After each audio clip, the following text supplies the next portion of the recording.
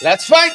A very good evening to each and every one of you. Let's fight, let's fight, let's fight, let's fight, let's fight, folks.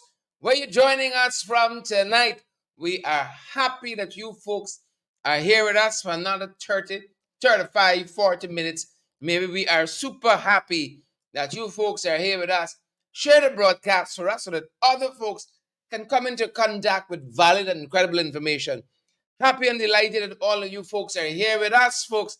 Share, share, share, share. Share the live for us and smash that emoji button as well. Please and thank you. Good to have all of you on the live tonight, on the live dashboard. Good to have all of you, whichever page you're joining us from, whoever profile you're tuning into. Welcome in the ring. Welcome, welcome. We're making sure at our end, good folks, that we share the live as well, that we smash the emoji button as well. Pretty Militia, do let us know if you're hearing us loud and clear, folks. Yep, that's how we want to be heard, loud and clear. Good to have all of you on the live, folks. Pace and power, peace and love as well. Peace and love. Good to see you, folks, this Tuesday night. I think it is, yeah, Tuesday the 24th day of September. Is it 6 or 7 days left in this month? And then it's goodbye. Sayonara. See you later, alligator. Good to have all of you folks on the live with us tonight. Good folks. Good to have all of you here with me. It's boots on the ground, folks. Y'all know how we do it. Y'all know how we do it, folks. Sometimes you gotta bless yourself too, because y'all know once you come into 592, things start to go downhill progressively. Right down, folks. Right down, right down. We hope that you guys are good and well wherever you're joining us from. Look how many of you are on with us already. Janet Smith and Tommy. I see Joylyn here as well, and Robin, Evelina here too, and Elderly. Good to have you, Savita, and Paulette, and Norma. Good to have Sheena as well on the live tonight. It's a lot of people. A lot. Lennox is here too. Good to have you, Lennox, and Vesta is here as well, folks. It's good to have all of you on the live, folks. The opener. We start y'all off light, Lennox. Something to get the blood going. Open up the palate. Eula Lafferman, Ruben, it's good to have you here. And Henry, Rodney, we see you there as well. Yvette Madu, we see you on the live too. Well, you all know the Alliance for Change. They've been grounding. They've been in the hinterland recently, folks, and they heard a number of things. Complaint about internet connection, pit latrines, you name it. You name it. You name it. But internet connection. Why wouldn't people, the PPP want people to get valid and credible information? Why is that, PPP? Don't hold back the people. Please and thank you. Cash grants is another issue affecting our brothers and sisters who reside in the hinterland. The unfair distribution of the cash grants. How many of you get cash grants yet? Or y'all like the rest of us? You got a pink slip. You're in a holding pattern. You got your pink slip, folks, and you're in a hole. You're holding. Estelle, Avril, Michaela, Avril. I see Angela's here too. The Californian is in the house. Good to have you, Angela, on the live. See Angela looking out her house in California. It's bright outside, and she's saying good afternoon. Is either that or she in, I don't know, she's in China or Switzerland. One of those far-flung places. Good to have all of you on the live. I see people said, I see Sudhari say he needs his cash grant. No, Tisha. Tisha needs a cash grant too. That is where we're starting, folks, tonight. Cash grant and internet. Cash grant and Wi-Fi. Folks in the hinterland. Please and thank you. The government's cash grant program is shrouded in controversy. The money is also given to non-Guyanese. To persons who they claim to be Guyanese. And clearly, what actually happened there, this is what they reported to us, that they brought over the cash, they changed it into reals at an exorbitant rate, and then distributed it to people who they said were Guyanese. So it is clear that there's no system for the cash grant. It is clearly being horrendously abused, and this is what we got from several persons, several Guyanese that we met in Bonfim, some of whom were actually Brazilian, who said they also received some of the proceeds of the cash Region 8 grant. Councillor Daniel Fraser said that the Region 8 list appears to have been compiled by the Minister of American Affairs. The municipality should have been the institution to compile any such list. That list from the minister was sent to the Ministry of Local Government and Regional Development for confirmation, and the ministry confirmed that list. Our subsequent information is that the list was the minister then sent out for CSOs again. The government doesn't use the list of electors. For this reason, the list is We arbitrary. had local government elections only last year, and the persons who were eligible for as electors were on that list. Most of those persons, but I can't say most, but a lot of those persons were not recipients of the cash grant. In fact, the cash grant distribution is only a part of the problem to foreigners in Guyana. I don't know, 6 weeks ago, we were in Region 3 with the Lenora, I think is the last, right? And Parika. And I do think it was at the Lenora's outreach. We had a chance to go into the GCOM's office at the outreach, and it was reported. And because when we visited, we saw persons of obviously foreigners going into GCOM's office. And when we went in there, we were advised that at least 30 to 40 Venezuelans are being registered in Region 3 every single month. That was Member of Parliament David Paddison. He said that when questioned, the GCOM officials merely said that they had no authority not to register them. The registration is being promoted by the General Registrar's Office in Georgetown. The question of foreigners coming on our list is a real and live issue. So I have no doubt in Madia, some of these persons may have actually entered onto our electoral list as well.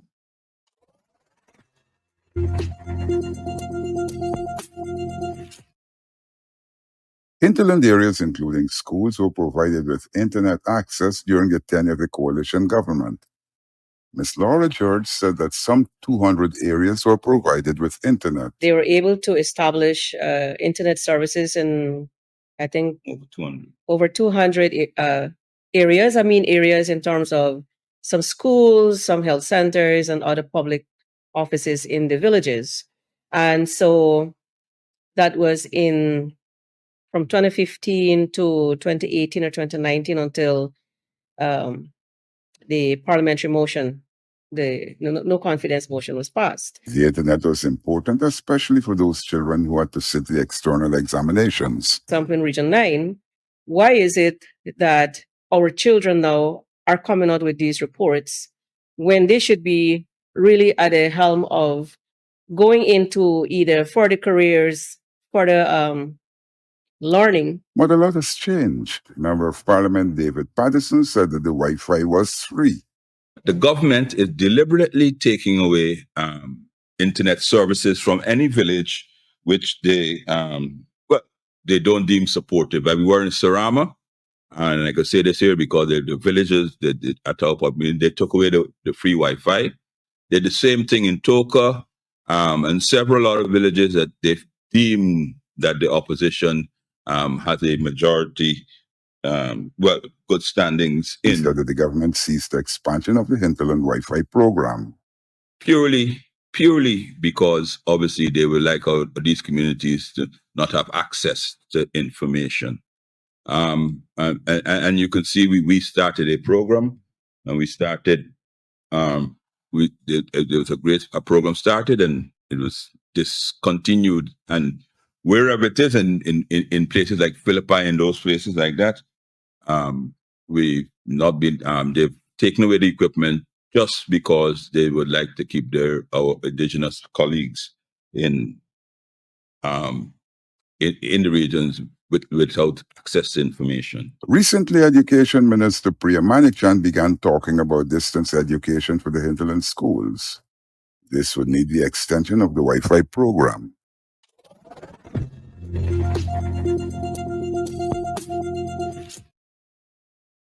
Yep. That's some of what's happening in the hinterland, folks.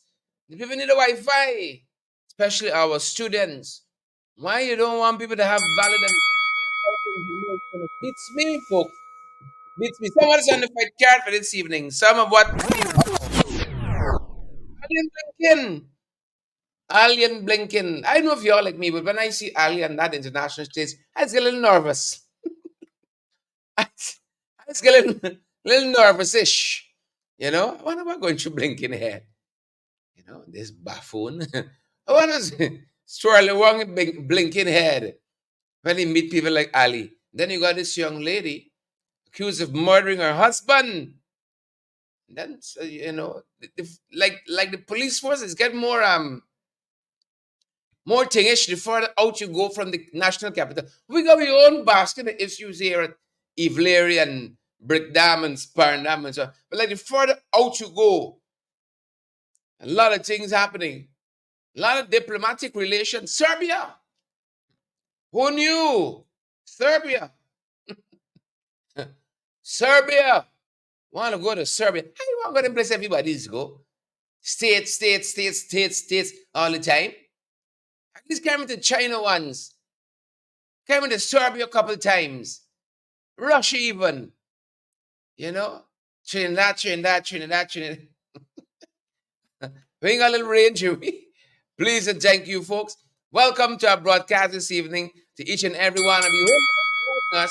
Great to see so many of you on the live tonight. Rihanna Mingo, Naomi Drucker. Naomi said, don't be a hater.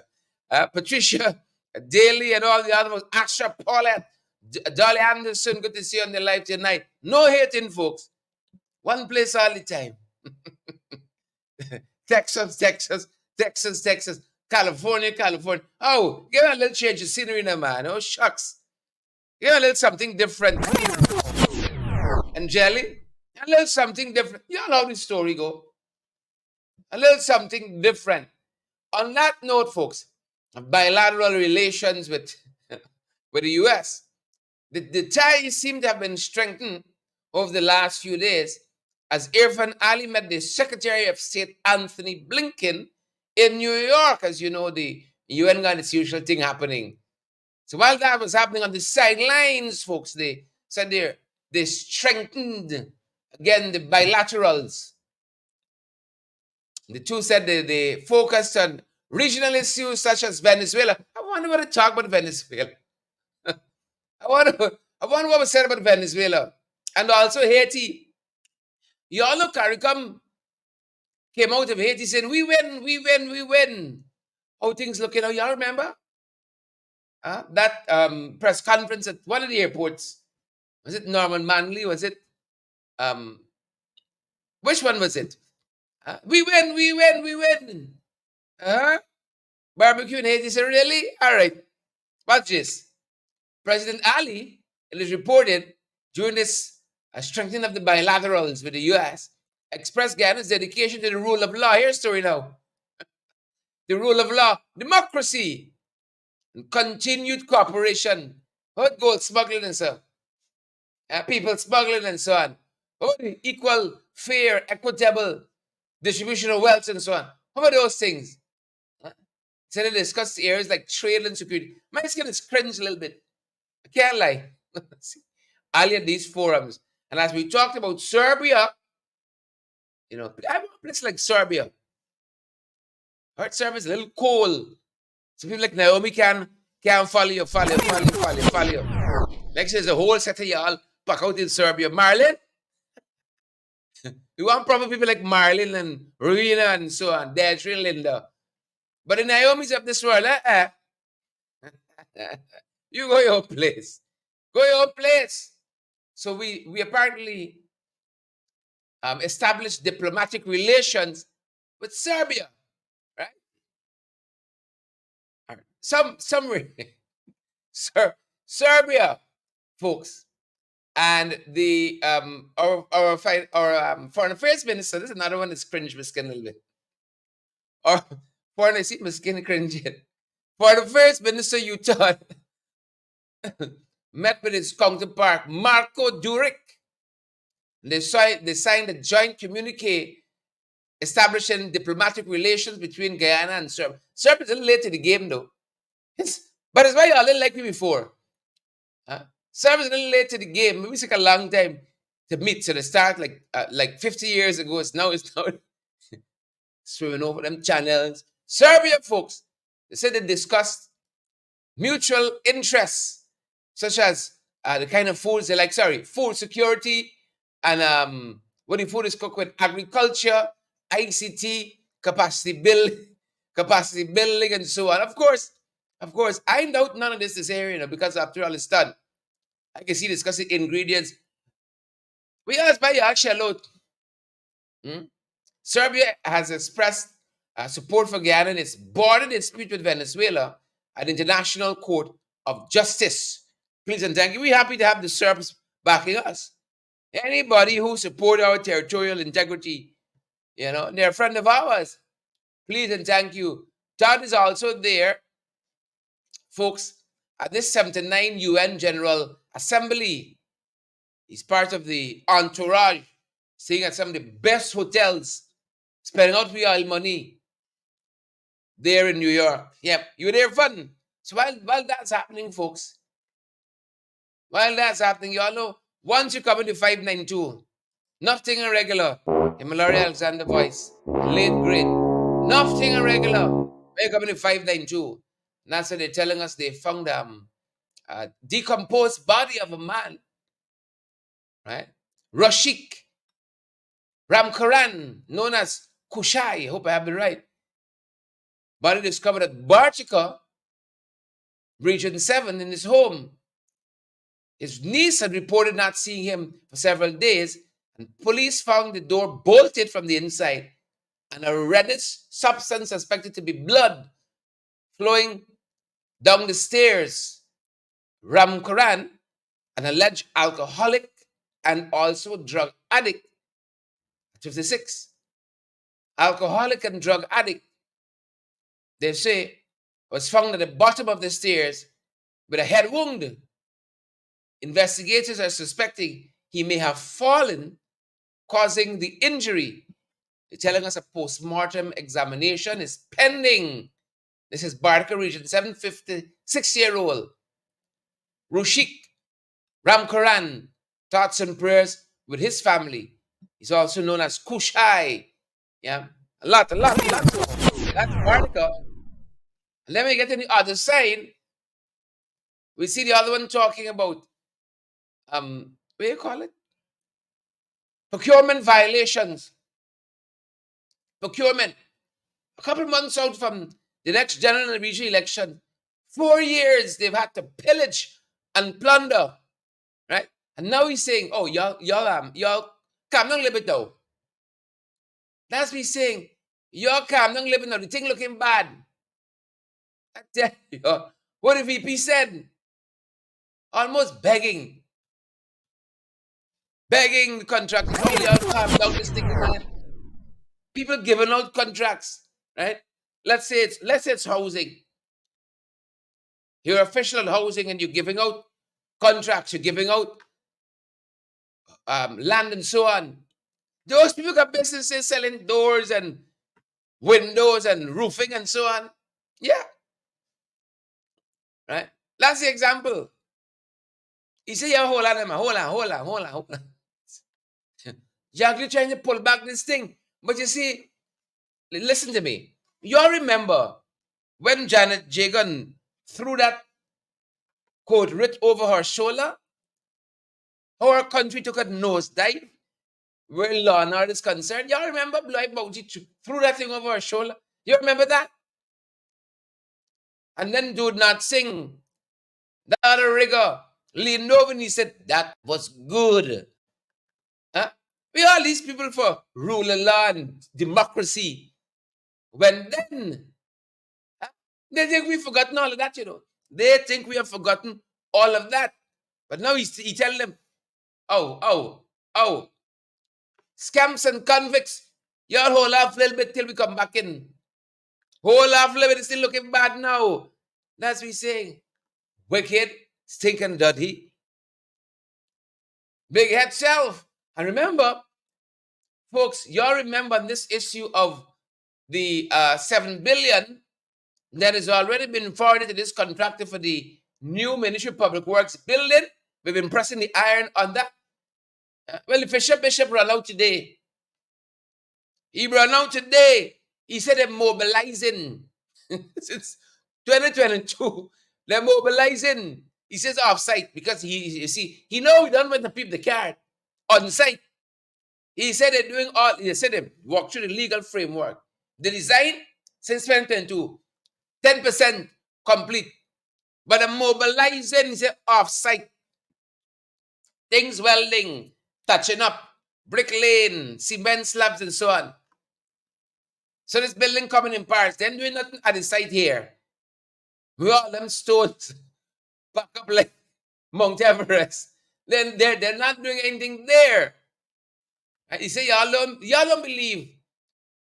Don't believe what the opposition is saying. But the same breath, Jack run out with the procurement. He said, oh. You're going to be looking bad here. What are you building there? $7 billion later. Oh. What are you building at? And the bishop now, the other side of him out. Is everything all right? Everything all right. Folks, this is such a government. We're going to miss them when they're gone. Or not. This is the kind of corruption, folks. It's the kind of things we got to flush out. We got to flush out. Flush it out, man. Wicked, stink, and dirty. And that's what's happening there. I know this pipeline story is another session with all its myriad intricacies. And today we saw former Auditor General Anand Gulsiran raising concern about the legality of ExxonMobil deducting expenses for the Gas to Shore project from our revenues. From our revenues. Says somebody, some banker, something Exim or Exhor, Exim, something like that, can pay for this whole thing. So why are Deputy Revenues, Jack Dio? Why are Deputy Revenues actually saying on this matter? Folks, these matters are not easy matters, you know. When you're done with that, now you got racism for contend with. You got unequal distribution of wealth to contend with in this country. There's a lot of foolishness happening out here. And you all know Manzo Walton is there, Member of Parliament, a Minister of International Cooperation, International Foreign Affairs, International Cooperation, has been speaking to this matter. We have obligations on international treaties not to practice racism. But of course, you got some dirty mind people in this country in giving up this thing, you know. Both sides of the aisle, as I've said, on both sides of the aisle. Here's the man telling us, we got a long way to go, folks.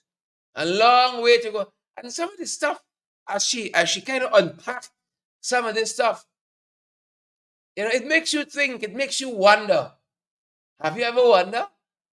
Member of Parliament Amanzo Walton this year said that people behave the way they do because they are taking the rules set out by the government.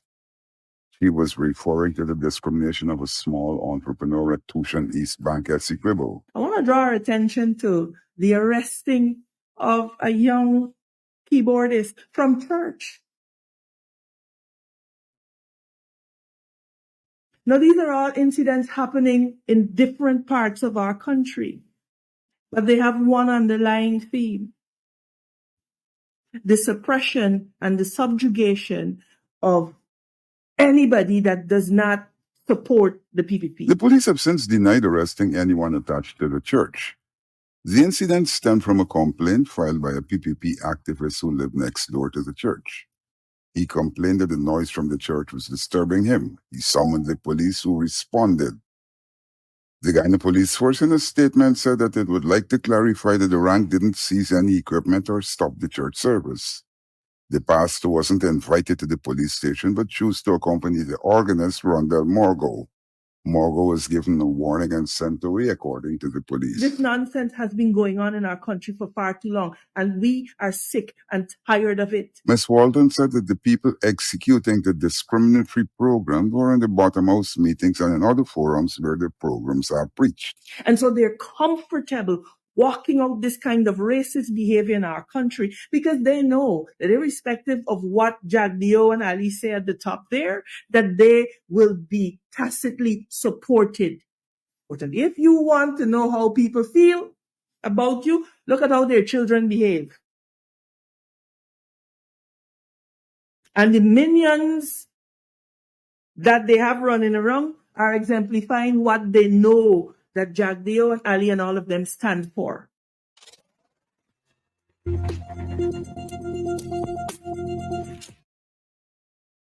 Member of Parliament Amanso Walton this year said that people behave the way they do because they are taking the rules set out. Apologies there. We're a little slow on the draw. Apologies there, folks. No sooner is that happening, this is all front cigar watch them on. All front cigar watch them out. The thief in front, the scamp in front, the racial front, the rigging, all front cigar to watch them on. Right. So it wasn't the pastor you arrested, it's the keyboardist. That makes it better. Right. We didn't stop the church service. We just stopped the keyboard man from playing and upsetting with political masters next door. Right? Does that make it better? I want y'all know them boys rigging the next election. I've been telling you all repeatedly, it has already started. And don't take candlestick. We're going to look for things in the dark at night. We're seeing in broad daylight. And some of it we heard Commissioner at GCOM, the Ghana Elections Commission, put out there quite recently in an interview with Mervyn Williams of the PNCR, and that very popular program, folks, Nation Watch. One of the things he talked about, folks, is biometrics and the need for biometrics. The PPP wanted biometrics at one point. At one point, folks, they wanted a clean voters list. They wanted to change the constitutional reform. But true to the nature, like how they like thief, they gone in, and all the promises gone out the window. Out the window, folks. In this first excerpt, Commissioner Vincent Alexander's walking us through this whole notion of biometrics and why it's more important and more efficient than just, going and sign your name and put in your fingerprint and dip in your hand a little ink. Why it's more important. Why them boys running from it too. Take a look, take a listen. When we talk about biometrics, what are we talking about? We're talking about, first of all, a system that allows for the capture of fingerprints during registration digitally. That's the first aspect of biometrics. That is an important measure for us to embark upon. Why? We do cross-checking of fingerprints, make sure there are no duplicates. In other words, that one person doesn't register more than once. In every instance, we do come up with instances where there are duplicates. But one of the revelations of this process is that because we do manual capture fingerprints, and the manual capture fingerprints have imperfections, that the cross-matching is unable to cross-match all of our fingerprints because of the imperfection of some of those prints. So the present system allows for instances where there are fingerprints that cannot be verified. And so you may have instances of duplicates going through. So that's the first instance. And this is not conjecture. We have experienced the instances, particularly in that same period of the 2019 period, where there were large numbers, significant numbers of fingerprints that could not be verified because of the imperfect manual fingerprinting. To perfect the fingerprinting, they should be taken digitally. If you take the fingerprints digitally, you are assured of almost 100% perfect because the digital mechanism rejects a bad fingerprint. It's like going to the immigration in America. If you don't place your fingers properly, the machine rejects it until you place your fingers properly. So that it's in GCOM's interest, if it's going to get the kind of list where they can cross-match all of the fingerprints, to introduce digital fingerprinting. Attempts were made at that in the past, and the process was stymied by a 4-3 vote in the commission. Stymied. We are about to discuss this matter again. Get in there slowly, but about to discuss it again. So that's the first aspect of biometrics. The second aspect of biometrics is that if you have captured all of your fingerprints digitally, then there's a possibility that in the place of poll, you can use a system similar to what the Americans use, or the Venezuelans use, or all over the world uses to check the veracity of the person presenting himself or herself by ensuring that the fingerprints of the person, the live fingerprints, correspond with what's in your database. And therefore, in that way, even if you have a bloated list, the mechanisms in place will not allow for persons who are not physically present to cast their vote. So the answer to your question is yes, biometrics can serve a purpose insofar as it can block unauthorized persons from casting votes for authorized fingerprints in the system. Yep. I hope that helped to clarify any misconceptions and haziness you had about biometrics. And I was keen to hear the commissioner say that biometrics being used all over the place. That's why them boys running from biometrics. Why them boys running from biometrics? There got some other things that was said in this discussion here that piqued my interest. Y'all remember there were people who were overseas, but somehow miraculously voted. People who gone to the great beyond and somehow left the grave and went and vote. These overseas people in particular. The coalition government had written to the then chief immigration officer, commissioner of police then, about this. And the commissioner of police wrote back and said, yes, we did our investigations here. These names, these persons should have been overseas. Well, Alexander told us, Commissioner Alexander, GCOM Commissioner Alexander, Vincent Alexander told us that when them boys came into government in 2020, they asked for all of them files and a number of other things to get to the bottom of it, of course. They wanted to get to the bottom of these allegations, but since then, we know what happened to the files. We know what happened to the files. Among other things, I'm telling you folks, stranger than fiction. Stranger than fiction. Listen to some of what Commissioner Alexander said. And then it gets even worse. The APNU AFC submitted thousands of names of persons who allegedly were voted for but were not in the country. That submission was made to GCOM. GCOM only submitted the first 3 or so of those lists, which would come up to somewhere in the vicinity of 800 persons. Verification was done. It was shown that of those lists, 75% were not in the country. GCOM retained a large number of submissions of the APNU AFC, which were not sent for verification. In 2022, here comes the Attorney General demanding that GCOM hands over all of those lists to the government so that the relevant authorities could verify what in fact occurred. And that was the end of that matter. But in arguing his case, he said to verify in fact that those lists were another attempt to perpetuate the wrong. That's how he approached this matter. He didn't say, he wasn't neutral and saying, let's see the list and see whether it's right, the contention is right or the contention is wrong. He pointedly said, let's get to those persons who did another wrong. We deal with them. That's what he said. And one can check the newspapers of August, I think, and July of 2022. You can see him very verbose on this matter. GCOM handed over on a 4-3 vote all of the lists. 2022, I think it was August. Since then, this government, which took those lists to show wrongdoing on the part of the people who compiled the list, has been patently silent on this matter. Although they said that these lists will be taken and sent to the relevant authorities for verification, and the relevant authority here would be the chief immigration officer in the first instance. Who was the commissioner of Who was the police? commissioner of police, under whose signature we received verification of the first set. And they were sent for all intents and purposes. The lists were sent to the chief immigration officer, but there has been no response, no public response. I have personally, in fact, the Attorney General has said to me, why is it that I keep mentioning him person having these lists, that he doesn't have them. And in fact, in the last conversation said, well, the police might have them. The APNU, So it's who got the less. Folks, this country is like the wild west. It's who got the list. The lists were sent.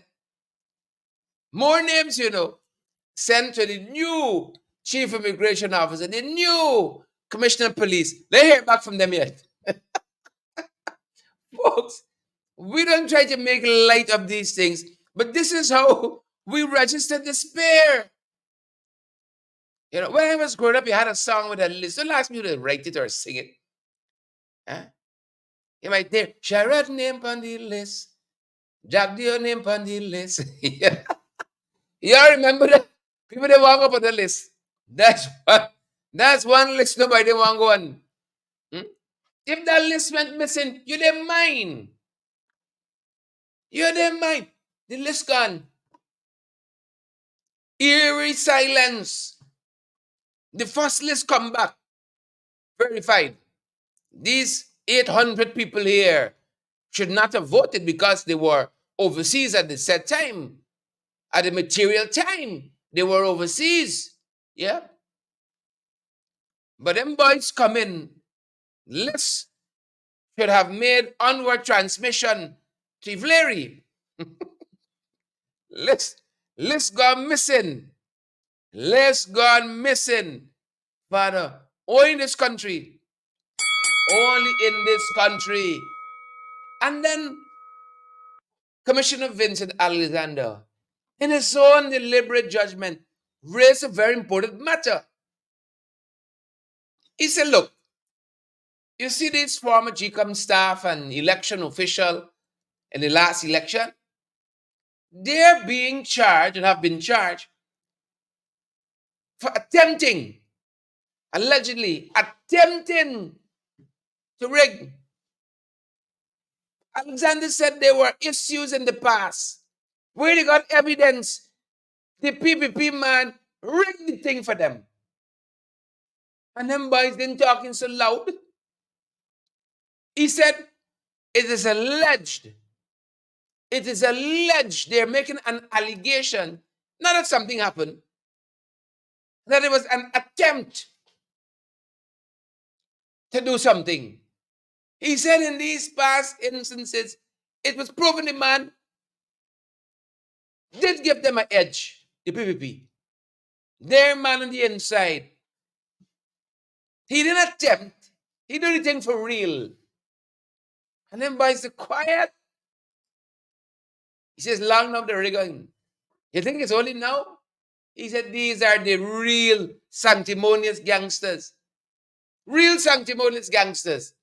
what is interesting about the charges is that those charges are for attempts. So people are being charged for attempts because at the end of the day, whatever they accuse those people for did not have the negative impact on the system because of the recovery. So people are being charged for attempts. But here you have evidence that can prove things that have occurred, and no effort is being made to use that evidence. But people are charged for attempts. Given the fact that in the past, the chief elections officer was not charged for his attempt, in 2011, there was a clear attempt, a documented attempt by the chief elections officer to give a false declaration in the favor of the People's Progressive Party. All the evidence is there. He was never charged. He wasn't charged. But the people who are before the court now are being charged for an attempt. He wasn't charged for his attempt. And the impact of his attempt was absolutely no lesser in magnitude than what those people are being charged for. Absolutely no less. Because if they're using the figures in this one-seat arrangement, impact is no lesser. In fact, in his instance, it was a one-seat attempt, and they are charged for a one-seat attempt. But he wasn't charged. And the one seat made a difference between government and opposition. The one seat then made a difference and would now have made a difference. Yeah.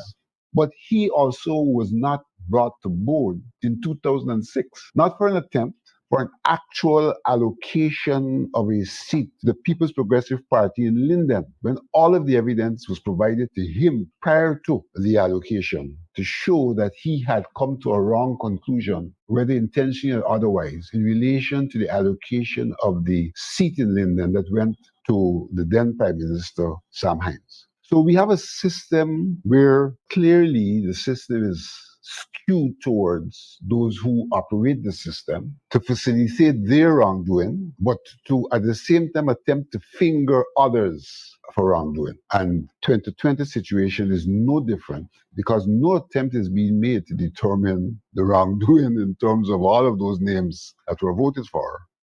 And those were impactful. So those weren't attempts. Those have succeeded and are a part of the determination of who's in government. But people who are accused, who allegedly did wrongdoing, are being charged. And in a similar manner, the reform of the law did not seek to address the wrongdoings that are blatant and require redress. So we clearly have a situation where the powers that be are using their power to pursue their interests, an interest which is obviously on the side of wrong because of the evidence available to show what should be addressed, what is not being addressed, and the consequence of what is not being addressed. The latest case being corralling thousands of names of persons that can be verified as not being in the country, being absolutely silent, patently silent for 2 years, even as you have the bold face to continue to point a finger at people who are before the court as if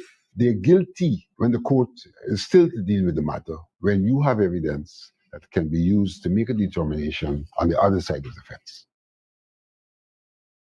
Yep. Vincent Power. Commissioner Vincent Alexander. Pearson Power. Bold. They have the bold face. You hear that? You heard it? They got the bold face. Down here calling people riggers. And they're the real sanctimonious gangs. The real riggers.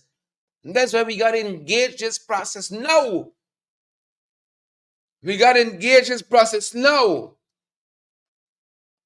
Aubrey Norton and Nigel Hughes. Let me move this thing forward. We don't got a day to waste. We got an election to win and a country to run. Please and thanks. We're going down. Before we let you guys go, before we let you all go, let's show you guys a couple other things. A couple other things we're looking at. A couple other things. Before we let you all go off to other places, other shows. Before you all head to bed, rub down in one good foot, drink your part and sun and head out. Before we let you go, folks, before we let you go, look what's happening. A man, they say, remanded for stabbing a 9-year-old boy, Joshua Austin, 23-year-old from Georgetown, was remanded to prison for allegedly stabbing a 9-year-old Justin Coley multiple times in the neck on September 12th. And devil, just take them, you know. Just take them. This happened at Broad Street. What would possess you? Huh? What would possess you in the name of all things holy? My God. As my English lecturer used to say, my God, to be stabbing a 9-year-old multiple times in the neck. Folks, the thing is take them. That's all we will say. The thing is take them. You all pray for this country, right? I'm begging you all, we're in a bad way. Pray for this country. Pray, pray, pray, pray, pray. We ask of you. Pray. Pray for us. Pray for this country. Please and thank you. Pray for us. Doing my own story here now. Yeah. So while that is happening, folks, while that is happening, some strong allegations there at Charity, folks. Very, very strong allegations at Charity. But before we get there, this young lady, mother, has been freed. She had been detained for allegedly killing her husband. You know, there are allegations that there was physical abuse in this relationship. There was prostitution. All this in the Republic reporting. And the day in question, he had threatened her with a knife. Right? Then she had to bring it a quick end.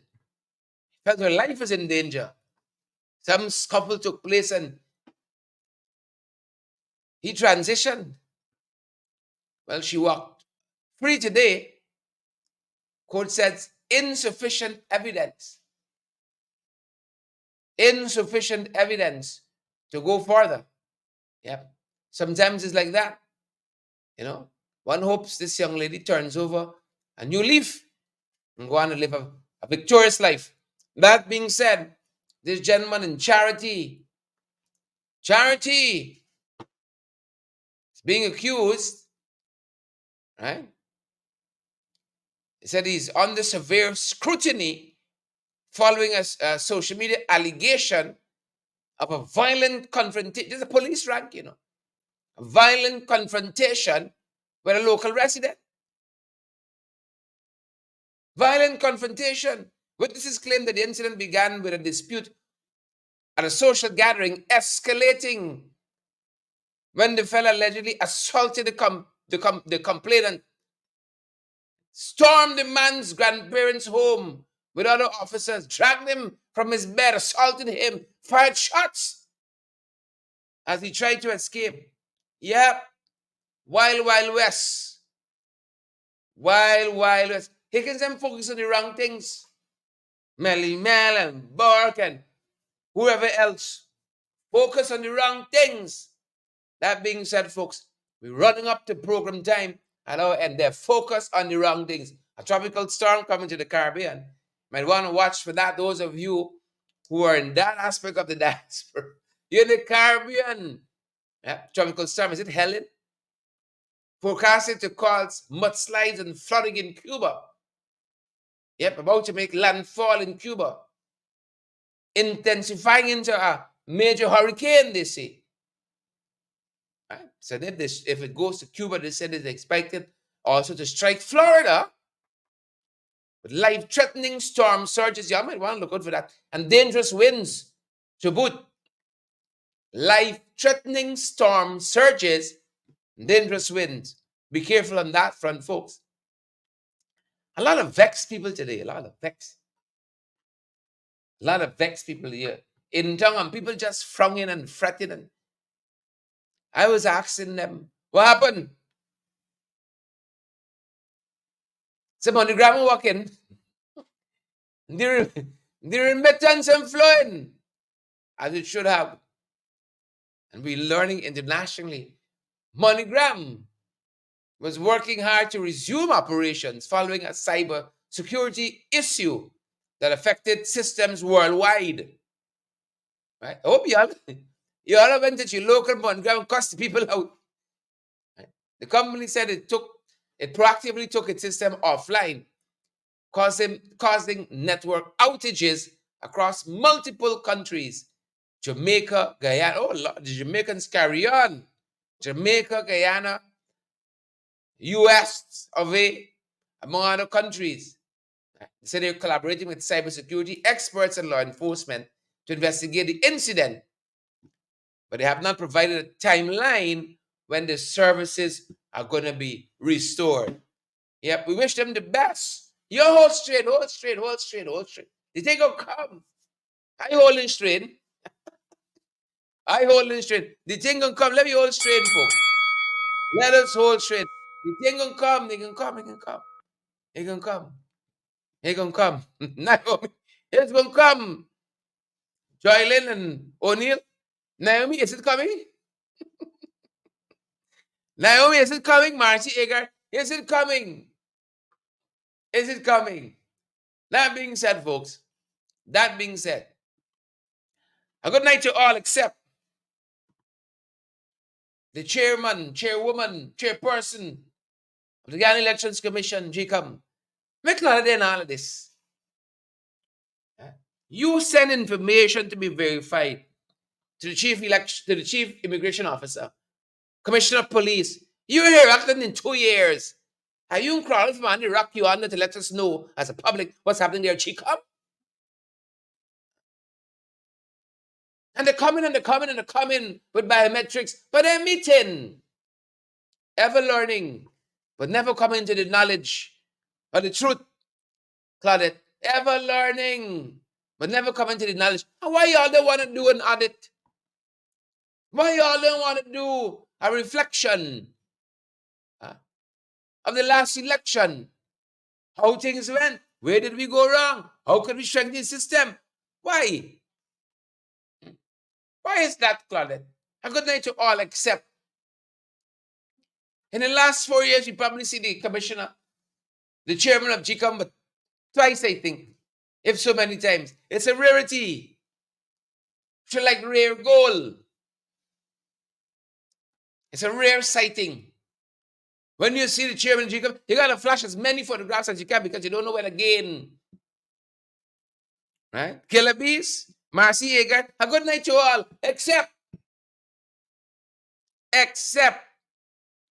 right? And let me get you a good send-off tonight. Except, let us mash up all the nastiness at GCOM. Let me get GCOM on track. All the observer missions, they had some bad, and they had some direction for GCOM as well. The pitch all out the window. And Claudette earning big salary, you know. Claudette and Irfan's salary probably on the same level. Claudette easily walking away with about $3 million a month. She gets your pension from the judiciary, whoever had a pension, plus about $3 million a month. For what? For what? For what? Wasting my time. Resign, retire, go back to business. That being said, a good night to all. Each and every one of you. Good night to Allison and Edward and Sharon, Karen and Sparry Lee. Sparry Lee, how much you think she's working for? You think this is minimum wage at 70,000 here? Claudette easily walking away with $2-3 million a month. Driver, big Prado, this benefit, first class ticket, special vacation. She had a vacation for the last 4 years. For the last 4 years. A good night to all except folks. Except, you fill in the rest. Except, I don't talk. That being said, we'll see you guys right back here in the next one. We're going to see you folks right back here in the next one. Once you come in the 592, you got to get fixed. You got to get fixed with the Jagabats and trench crapos. You got to get fixed. You got to get fixed. That's our time.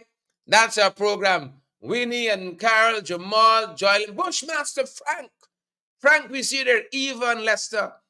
Bozeman is there. Bossman. Lex Barker. The boss from Port Kaituma. Sharon McPherson. But Lex, how much do you think she's worked for? 3 million easy. Beloved Jackson, 3 million easy. Lady going home for what? For what? Folks, we got a country, there's a charity we run, The charity we run in. Auntie Sandra, Jennifer, Bob, June, and all the others. Franco, Coral, Wenda, Marcia, Joy Dodson. Joy, you and the sister on the live tonight. Good to have both of you. Lambert, good to see you there. That's our time.